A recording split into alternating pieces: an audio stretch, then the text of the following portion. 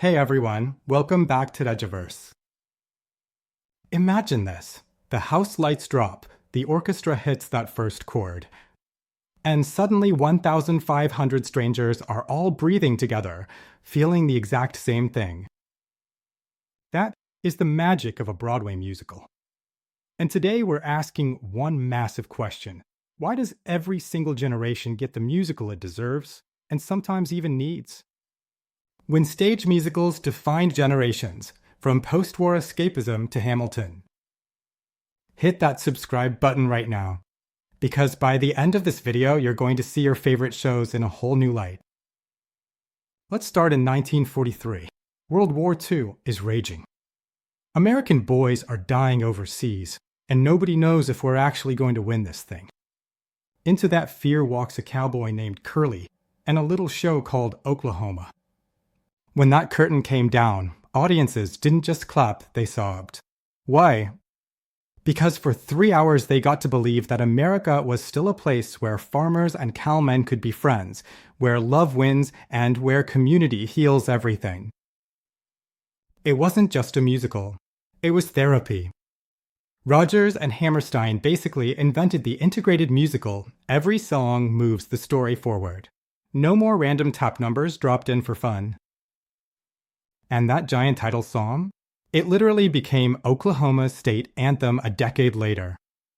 Think about that, a Broadway tune became part of the fabric of America. Fast forward to 1949. The war is over. But now America's the global superpower, and we're not sure what to do with all that power. Enter South Pacific. Nellie Forbush sings I'm in love with a wonderful guy 1 minute and then has to confront her own racism the next.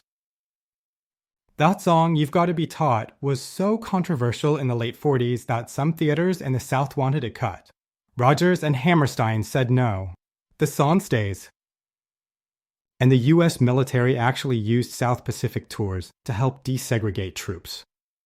A Broadway musical doing government policy work. Tell me another art form that powerful. So the 40s and 50s gave us hope in the shape of a Surrey with the fringe on top. But then the 60s happened.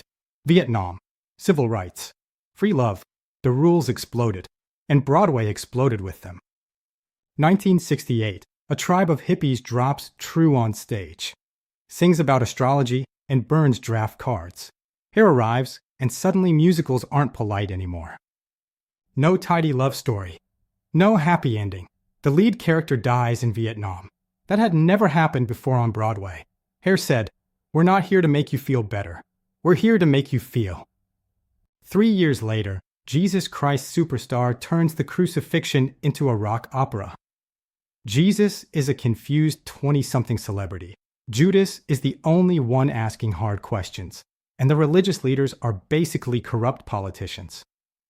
Religious groups picketed theaters, and tickets sold out for years. So the Golden Age gave us comfort. The rock musical era gave us confrontation. Then the 80s rolled in and Broadway decided, you know what? Let's just make everything huge. Cue the British invasion. Andrew Lloyd Webber lands with Cats, a show that literally has no plot, just singing cats and a giant tire. And it runs 18 years. Les Miserables turns barricades into an emotional roller coaster with revolving stages. Phantom of the Opera gives us falling chandeliers and power ballads that can peel paint off walls. These mega musicals weren't just shows, they were events. They went global. They made billions. And yeah, critics called them overblown. But try telling that to the teenager in Korea crying during Bring Him Home. So we went from frontier optimism to hippie rebellion to international spectacle. And then the 21st century said, okay, but whose stories are we actually telling? 2003, Wicked flips the Wizard of Oz upside down and asks, what if the Wicked, which isn't Wicked? What if she's just the girl who got bullied for being green?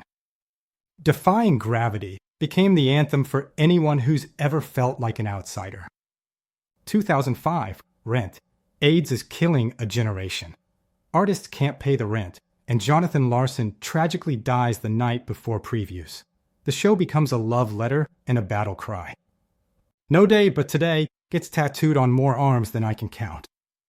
And then, 2015, Hamilton. A sung-through hip-hop musical about the guy on the $10 bill, performed by black and brown actors playing the Founding Fathers. Lin-Manuel Miranda didn't just write history, he remixed it. Suddenly immigrants are telling the story of America to America, and the Obama White House is singing along in the East Room. But here's the wild part. We're not done with the old shows. We're reviving them and completely changing them. 2019 Oklahoma. Revival. Same songs, but now the theater smells like chili because they're cooking it on stage. And at the end, Judd Fry gets shot point blank in the dark with the house lights up on the audience. It's terrifying, and it won the Tony for Best Revival. Because suddenly we're ready to look at the violence baked into the American dream. West Side Story revivals now lean hard into the racism and deportation fears. South Pacific revivals make sure nobody misses the anti-racism message this time. These classics aren't museums, they're mirrors. And every generation holds the mirror up at a different angle. So let's pull back and ask the big question. Why do musicals matter so much? First, they're communal therapy. In a world that's more disconnected than ever. 1,500 people laughing, crying, holding their breath together. That's rare magic. Second, they smuggle big ideas into catchy tunes. You walk out humming My Shot, and suddenly you're thinking about legacy and revolution.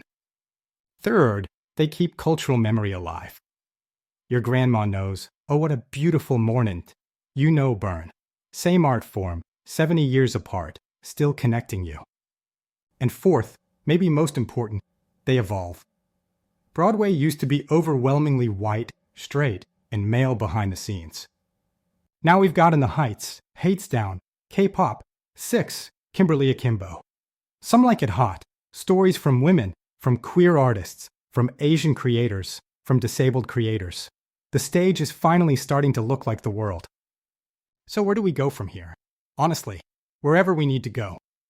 Because that's what musicals have always done, shown up exactly when we needed them, singing the thing we couldn't yet say out loud. So next time the lights dim and that first chord hits, listen closely. That's your generation talking to you. Alright, that's the video. If this made you want about Seasons of Love in the shower or rewatch the Hamilton Disney Plus Pro Shot for the 47th time, smash that like button. Leave me a comment with the musical that defined your generation, and subscribe because we have way more theater deep dives coming. Thanks for spending your time with me and the ghosts of Broadway past, present, and future. I'll see you in the mezzanine. Bye. What musical defined your life?